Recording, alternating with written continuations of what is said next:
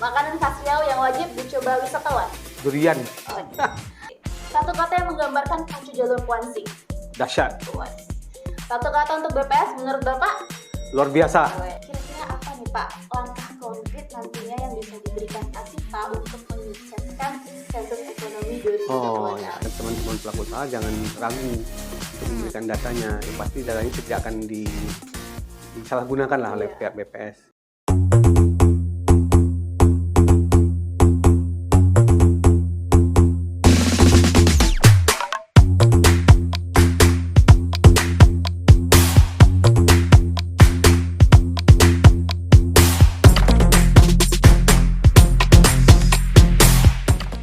Assalamualaikum warahmatullahi wabarakatuh. Halo sahabat data, selamat datang kembali di Pose, podcast seputar ekonomi bebas Provinsi Riau bersama saya Devi Sitiana. Pada episode kali ini, Bapak Ibu sekalian, kita kedatangan tamu yang sangat luar biasa.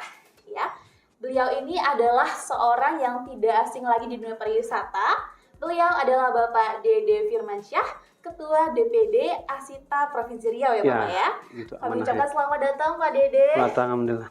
Bagaimana kabarnya Pak hari Alhamdulillah, ini? sehat, luar biasa. Sehat. Ya, teman-teman sekalian, sahabat data, Pak Dede ini merupakan seorang yang tidak asing di dunia pariwisata, namun juga beliau merupakan pelaku usaha aktif ya Pak ya di dunia pariwisata. Boleh kami tahu Pak di bidang apa ya Pak ya? Tour and travel ya. Tour and travel ya. Di bidang wisata religi ya Pak ya. Ya, Biro Pelayanan Wisata namanya. Pelayanan wisata. Ya. Pak. Ada juga yang. Nah, sebelum kita masuk ke pembahasan kita yang selanjutnya Pak, saya ingin terlebih dahulu mengajukan beberapa pertanyaan cepat Pak. Yes. Nanti boleh Bapak jawabnya dengan satu atau beberapa kata. Oke, insyaallah. Tanpa berpikir lama ya Pak ya. Ya. Oke, bisa kita mulai Pak? Boleh, siap. Baik. Pertanyaan pertama. Liburan dalam negeri atau luar negeri? Dalam negeri. Oke. Wisata favorit di Riau versi Pak Dede? Berkuda. Makanan khas Riau yang wajib dicoba wisatawan? Durian. Oke. Lebih sering jadi turis atau jadi pemandu? Turis. Oke. Satu kata yang menggambarkan pacu jalur Puansi? Dahsyat. Puas. Satu kata untuk BPS menurut Bapak? Luar biasa. Puas. Data itu penting karena ini boleh lebih panjang Pak. Penting karena ini untuk membangun negeri kita juga. Oh, Pak. Terima kasih Pak Dede, luar biasa sekali ya. Baik Pak Dede, sebelum kita masuk ke pertanyaan-pertanyaan selanjutnya nih Pak Dede yang saya ingin sekali tanyakan kepada Pak Dede. Sebelumnya itu Pak Dede, Asita itu apa sih Pak Dede? Boleh mungkin dijelaskan kepada rekan-rekan sahabat data yang ada di sini. Asita itu apa sih fungsinya Pak Dede? Ya, Asita itu kan kepanjangannya Association of the Indonesia Tour and Travel Agencies. Itu asosiasi perusahaan perjalanan wisata Indonesia. Ini berdiri tahun 71 pada tanggal 7 Januari. Jadi udah 54 tahun asosiasi ini berdiri dan ini tersebar di berbagai provinsi. Alhamdulillah ini saling mendukung antar provinsi juga.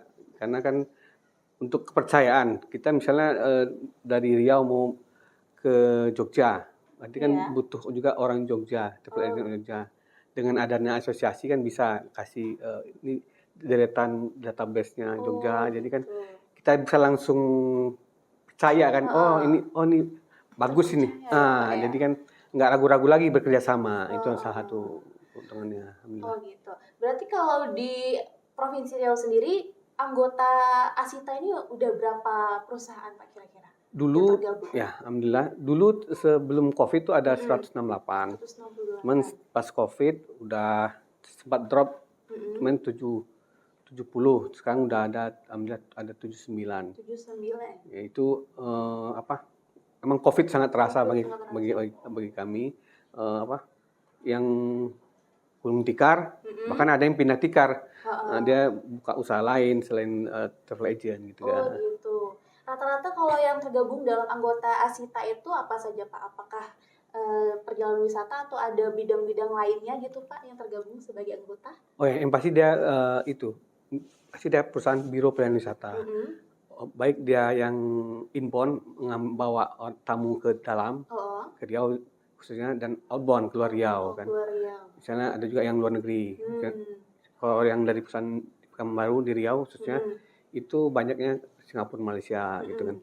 Bahkan ada yang juga yang umroh gitu. haji. Cenderung perjalanan wisata lah. Perjalanan wisata secara umum ya Pak ya. Betul. Tadi ngomong-ngomong soal Asita tadi kan sudah berdiri hampir 50 tahunan ya Pak. Ya, Sudah 54 tahun. ya? 54 tahun ya, Chef. Kalau dari Bapak sendiri nih sudah berapa lama nih Pak berkecimpung di dunia wisata? Oh ya. Bisa diceritakan singkat gitu Pak? Boleh. Saya tuh jadi perusahaan saya tuh udah lama sih. Udah lama Dibuat ya, aktenya tuh sama orang tua saya tuh tahun 95 ya. Wah. Dibuat tanggal 25 Juli 95. Terus yang baru serius di awalnya jual tiket pesawat itu tahun 2003. 2003 kami langsung daftar sebagai anggota Asita. Itulah mulai tiketing. Terus habis tiketing terus buka tour. 2 tahun terakhir ini baru kami juga merambah juga ke umroh. Gitu. Seperti itu. Berarti sudah lama perjalanan Bapak ya Pak di bidang wisata ini. Alhamdulillah. Menurut Bapak bagaimana Pak tantangannya, apalagi kemarin itu ada COVID-19 ya Pak ya? Gimana dari awalnya COVID-19 itu bisa bangkit kembali di tahun 2025 ini Pak? Emang tak kala COVID tuh mampu bertahan aja, bersyukur gitu, bisa bertahan. Dan kita juga bersyukur pemerintah pusat kan Pak Jokowi kan tidak ada lockdown, kita tetap bisa berekonomi walaupun secara online. Terus jadi teman-teman juga tidak shock lah gitu kan.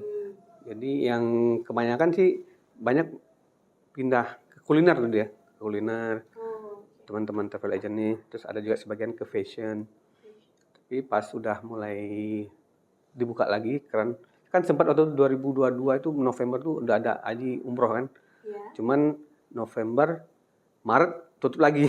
Cuma tuh 5 bulan ya lumayan lah, ada nafas sedikit lah yang jual umroh pas zaman Covid. Habis itu tutup dan 2023 2024 udah starter lagi pariwisata. Alhamdulillah. Alhamdulillah luar biasa ya Pak ya. Memang perjuangan sekali ya Pak ya. Tapi alhamdulillah Bapak masih bisa survei sampai sekarang alhamdulillah, ya Pak ya. masih bisa, alhamdulillah. Berbicara mengenai Asita nih Pak, di situ kan banyak sekali anggota-anggota perusahaan perjalanan wisata yang tergabung di sana. Bapak sendiri sebagai memimpin asosiasi tersebut, kira-kira apa nih Pak langkah konkret nantinya yang bisa diberikan Asita untuk menyukseskan sensus ekonomi 2026? Yang pasti kami akan menghimbau lah, tidak hanya travel agent tapi juga yang terkait dengan pariwisata, baik itu destinasi ataupun ada juga yang transportasi lah, itu kan terkait dengan teman-teman kita di Organda. Ya pasti kita juga mengupayakan, ini kan 10 tahun sekali ya? Iya, 10 tahun sekali. Tiap di 2006. Iya, tahun berakhiran 6. Tahun berakhiran 6. Nah, nanti 2026. Semoga teman-teman nggak usah ragu lah. Nanti ada yang dihubungi dengan online ataupun dikunjungi oleh dari Badan Pusat Statistik BPS Riau. Terkadang kan pelaku usaha itu mereka ragu untuk memberikan data, takut datanya itu tuh dipakai dengan hal-hal yang tidak benar gitu kan Pak ya. Gimana Pak caranya kira-kira teman-teman supaya diberikan kepercayaan nih kalau misalkan BPS mengumpulkan data untuk kemajuan perekonomian Riau Pak, gimana caranya supaya mereka mau memberikan datanya Pak? Yang pasti ini nih kan tidak hanya negara kita kan, negara lain juga ada sensus ekonomi juga kan. Jadi teman-teman pelaku usaha jangan ragu untuk memberikan datanya. Yang pasti datanya tidak akan disalahgunakan lah oleh pihak BPS, karena kan ini cuman hanya melihat bagaimana progres perekonomian di Indonesia. Jadi kan nampak setiap 10 tahun tuh bagaimana statistiknya. Jadi jangan ragu untuk memberikan datanya. Insya Allah aman. Baik Pak. Kalau misalkan dilihat dari segi manfaat data nih Pak, selama Bapak menjadi pelaku usaha, pernah nggak Pak menggunakan data untuk menentukan apa sih arah kebijakan buat tour and travel Bapak supaya lebih maju lagi? Pernah nggak Pak kira-kira menggunakan data seperti itu? Mungkin secara langsung ada. terpakai lah gitu kan. Seperti kita juga ini ada paket tour. Tentu ini kan tidak kesembarang apa ya. Ini mungkin ada yang high, ada yang middle, ada yang regular kan. Nah, jadi kan itu juga kita butuh data juga kan, kira-kira yang datang ke tempat perusahaan kami yang melalui online berapa gitu kan, yang offline berapa. Jadi emang sangat diperlukan data itu kan. Apalagi dengan ada dari BPS juga dapat kita mempertimbangkan bisnis ke depan kan, insya Allah. Masya Allah Pak. Kalau misalkan ya Pak, untuk sensus ekonomi ke depannya, apakah Bapak punya harapan nantinya akan data yang dikumpulkan nanti untuk para pelaku usaha di wisata ini Pak? Oh ya, yang pasti kan kita pengennya sih benar-benar jujur dari para pelaku pariwisata memberikan data, karena itu juga mengakibatkan kepada bisnis kita juga ke depan. Karena kita juga bisa merancang ataupun memplanningkan dari hasil data dari BPS ini kan. Saya juga bersyukur ini BPS, ternyata hanya BPS Riau nih yang ada podcastnya ya. Berarti ini juga bisa jadi menyuarakan lah di seluruh Indonesia kan, insya Allah. Menyinggung sedikit tadi di awal kita sudah menyebut adanya pacu jalur di Riau ya Pak ya. Pacu jalur ini kan sebagai atraksi wisata di Riau itu sudah menjadi magnet yang luar biasa. Sangat. Sampai mendunia ya Pak ya, sampai ada DJ dari luar negeri yang datang ke sini karena dia tertarik dengan budaya Indonesia. Dan yang lagi viral kemarin ada aura farming dari adik Arya ya waktu itu ya Pak ya. Dengan adanya magnet yang luar biasa dari pacu jalur tersebut, ribuan orang datang ke Teluk Kuantan, kemudian hotel-hotel jadi penuh, UMKM jadi rame ya Pak ya, perekonomian jadi sangat hidup di sana. Menurut Bapak dengan adanya daya magnet yang seperti ini, apakah nanti berpengaruh untuk wisata Riau di kedepannya Pak? Oh ya, tentu sangat berpengaruh karena dengan adanya pacu jalur ini orang tahu Riau, bahkan orang bilang Riau ini negara mana gitu kan, oh rupanya di Indonesia gitu kan. Karena orang cenderung bisa kenalnya Bali kan, Bali, Jakarta itu aja. Dengan adanya Riau ini, khususnya Kuantan Singingi, jadi juga tahu bahwa ada di Indonesia itu tidak hanya di Jakarta dan yang lainnya. Mohon maaf saya singgung dikit, waktu demo di Jakarta, itu berpengaruh loh yang ke tempat yang selain Jakarta. Orang bilang Indonesia kan. Saya alhamdulillah waktu itu dapat project dari orang Singapura tuh, mau ke Pekanbaru. Karena tahunya di Jakarta demo, sangkanya Pekanbaru juga demo kan. Nah, jadi kan emang sangat ini berpengaruh. Nah, sekarang kan Riau, tahu deh Riau. Oh ternyata Indonesia tidak hanya Jakarta dan Bali, Riau ada. Cuman yang perlu kita sikapi kan juga kan ini pacu jalur ini kan sudah booming, dan saya yakin juga nanti Melek kan juga bakal kembali karena Melek udah jadi duta wisatanya pacu jalur kan, dan harus disikapi sangat besar. Kita kan sedih nih, orang ke Kuansing tuh waktu pacu jalur saya ada tuh, dia cuman perginya tuh subuh, sore balik lagi. Jadi nggak nginap di situ karena katanya penginapan mahal atau gimana. Terus juga jauh kan. Jadi wisatawan tuh wajarnya tuh dia, misalnya dia mendarat tuh di airport tuh, itu destinasi terjauh dia tuh hanya 2 jam itu. Jadi kalau udah lebih 2 jam itu dia udah pusing tuh. Nah, gimana cara mensiasatinya? Harus ada rest area. Ini kan 4 jam nih, berarti di Lipat Kain harus ada rest area nih. Mungkin yang kalau teman-teman kita yang udah nggak usah jauh-jauh lah dari Jakarta ke Bandung itu pasti mendarat di rest area 58 tuh. Pasti berhenti gitu. Ramai situ. Kan itu kan bisa dimanfaatkan juga dari pihak ketiga kan. Saya berharap pacu jalur ini setahun lagi masih lama nih kan. Pemerintah ya ini kan udah booming nih. Berarti kan udah pasti nih APBN, bagaimana lebih-lebih bupati sama gubernur dipastikan ada rest area di Lipat Kain itu. Karena itu di tengah di situ kan. Jadi dengan ada rest area, jadi si wisatawan tuh dia bisa nggak lelah lah. Ya, Pak, ya. Terus soal infrastruktur lainnya, berarti kalau saya berharap sih event itu malah tidak hanya sekali setahun, Karena kalau sekali setahun nanti hotelnya kan sekali setahun pula adanya. Iya, hidupnya. Saya bahkan dulu pernah mengusulkan karena ini ini kan sudah ratusan tahun tuh semenjak Ratu Wilhelmina kan yang ada itu Pak Jalur itu kan. Berarti kan ada nih kemungkinan ada bisa buat museum. Jadi buatlah museum Jalur. Jadi kan bupati menghimbau kepada masyarakat yang ada mungkin baju jalur yang lama atau foto-foto yang lama gitu udah dibeli sama pemerintah gitu kan, nanti buatlah museum. Nah, ini kan nanti bisa dikunjungi tiap pekan ataupun setiap harinya oleh sekolah-sekolah di Kuansing ataupun nanti dari Riau khususnya. Jadi kan tidak hanya sekali setahun, jadi orang mengunjungi Teluk Kuantan gitu. Insyaallah. Jadi dengan adanya tadi museum tuh menambah nilai tambah destinasi kita ya Pak ya. Tentu di situ juga perekonomian ikut berputar ya Pak ya. Orang Eropa suka museum kan katanya. Oh iya benar sekali Pak. Sejarah-sejarah seperti itu mungkin lebih mengenali bagaimana seluk-beluk asal mulanya sih pacu jalur tersebut. Betul. Oh iya Pak. Beranjak sedikit Pak, tadi saya mendengar wisata yang menarik menurut Bapak di Provinsi Riau berkuda. Ya. Iya, boleh diceritakan sedikit Pak. Sebenarnya saya sebelumnya belum pernah mendengar, belum tahu mungkin ya, di mana sih lokasi berkuda dan bagaimana sih pengalaman berwisata berkuda di Provinsi Riau itu Pak. Ya, baik. Perlu kita sadari itu Provinsi Riau pada tahun 2019 itu dapat penghargaan Halal Tourism. Itu dia nomor 3. Yang pertama tuh Aceh, kedua NTB, ketiga Riau. Itu kenapa menang? Itu karena kuda. Gara-gara kuda. Kan kuda sunnah. Terus kita waktu itu buat event endurance namanya. Endurance itu berkuda jarak jauh. Itu event itu hanya ada di Indonesia. Itu ada di Riau. Dan itu hanya ada Pekanbaru.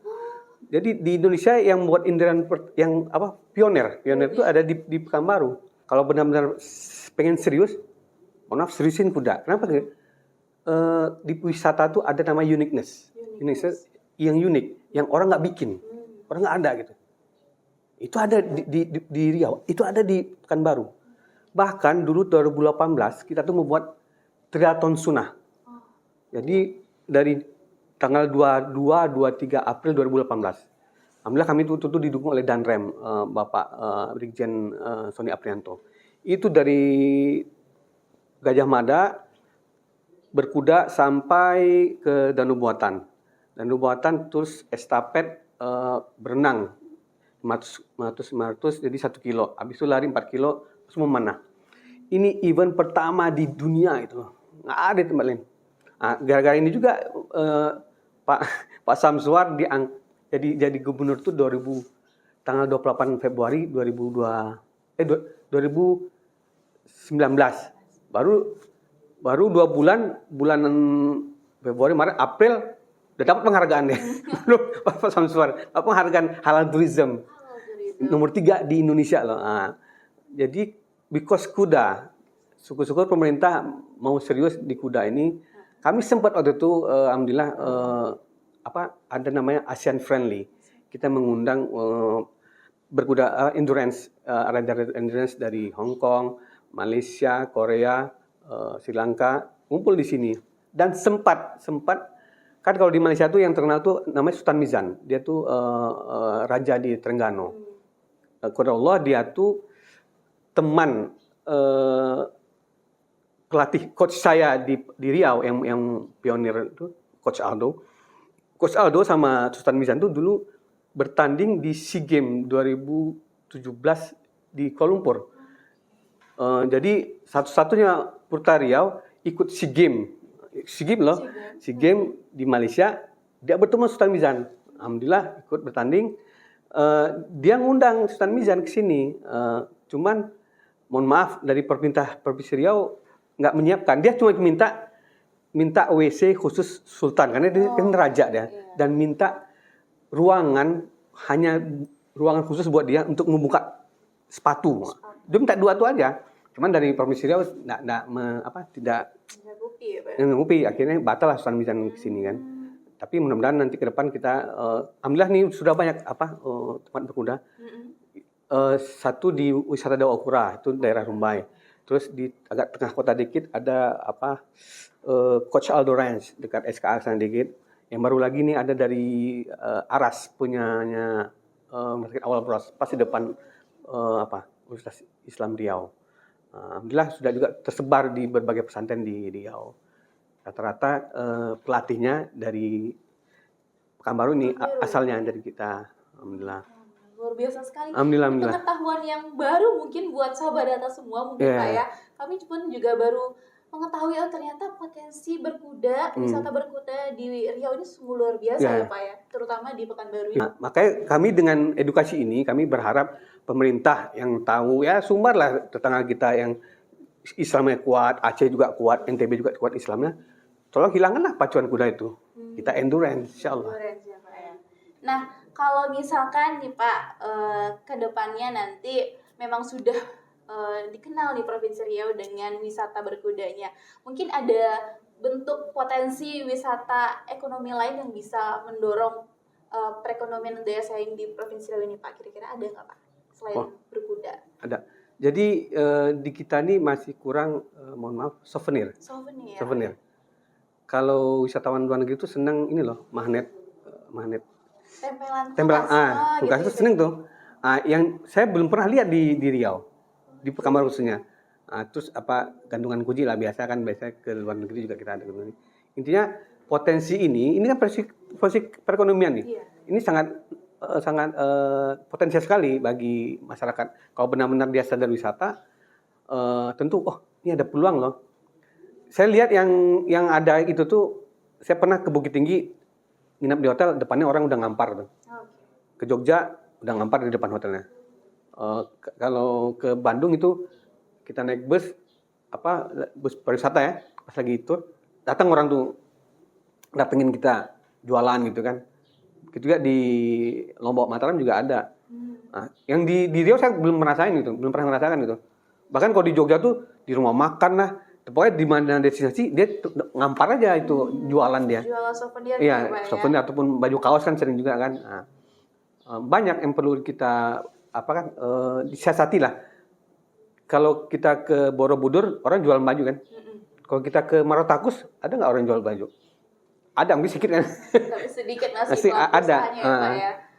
Kita juga mohon maaf waktu Pacu Jalur bergeser sedikit ke Pacu Jalur, yang orang tempatan itu dia nggak jualan. Yang jualan orang luar kan.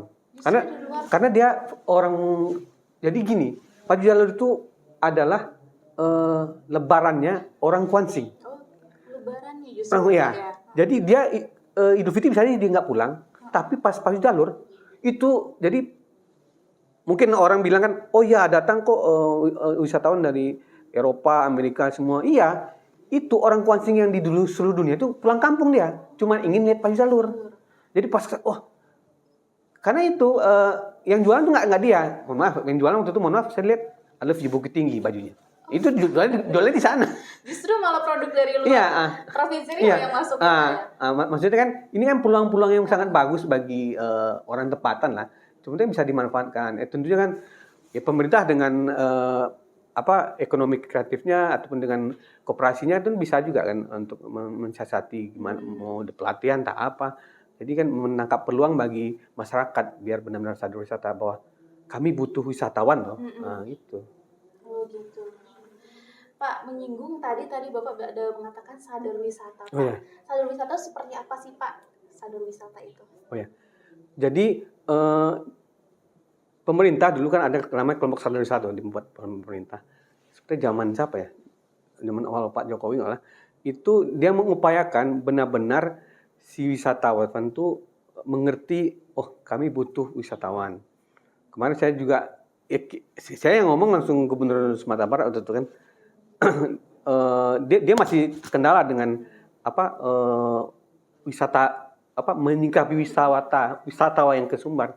Waktu itu katanya ada wisatawan datang ke tempat wisata, terus kata Pak Gubernur tuh, ada yang nanya wisatawan tuh, di mana WC? Gitu. Terus yang orang tempatnya bilang, tuh katanya, nunjukkan pakai mulut katanya. Ketawa, tuh katanya. Berarti kan si yang tuan rumah itu kan tidak merasa ya biasa aja datang wisatawan. Bahkan kadang-kadang kita nih kan heboh nih. Kalau ada wisatawan banyak, parkir jadi naik gitu kan. Hotel jadi naik nggak karuan gitu kan. Harusnya kan ini juga bisa ditata sama pemerintah ataupun misalnya kan Grab-nya harusnya segini kalau pas event gitu.